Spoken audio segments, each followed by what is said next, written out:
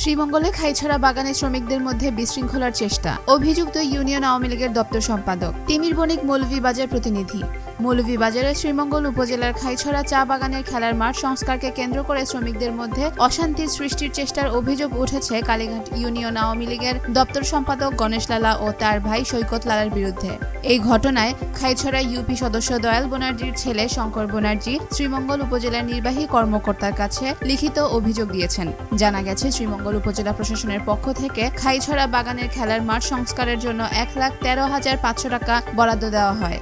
মাঠ সংস্কারের দায়িত্ব পান ইউপি সদস্য দয়াল ব্যানার্জি। তিনি নিয়ম অনুযায়ী মাটি ভরাট, গোলবার নির্মাণ সহ প্রয়োজনীয় সংস্কার কাজ সম্পন্ন করে বিল উত্তোলন করেন।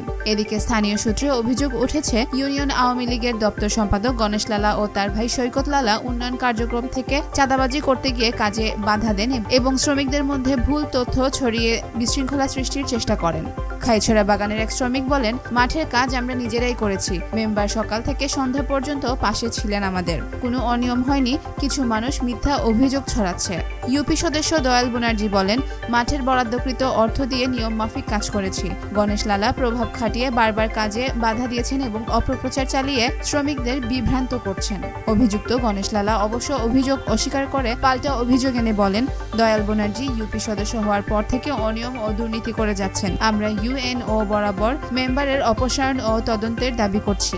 এই বিষয়ে শ্রীমঙ্গল উপজেলা নির্বাহী কর্মকর্তার পক্ষে মোহাম্মদ ইসলাম উদ্দিন বলেন, মাঠ সংস্কার নিয়ে একটি লিখিত অভিযোগ পেয়েছি। বিষয়টি তদন্তের জন্য উপজেলা এসিল্যান্ডকে দায়িত্ব দেওয়া হয়েছে। তদন্ত ছাড়া কোনো সিদ্ধান্ত নেওয়া হবে না।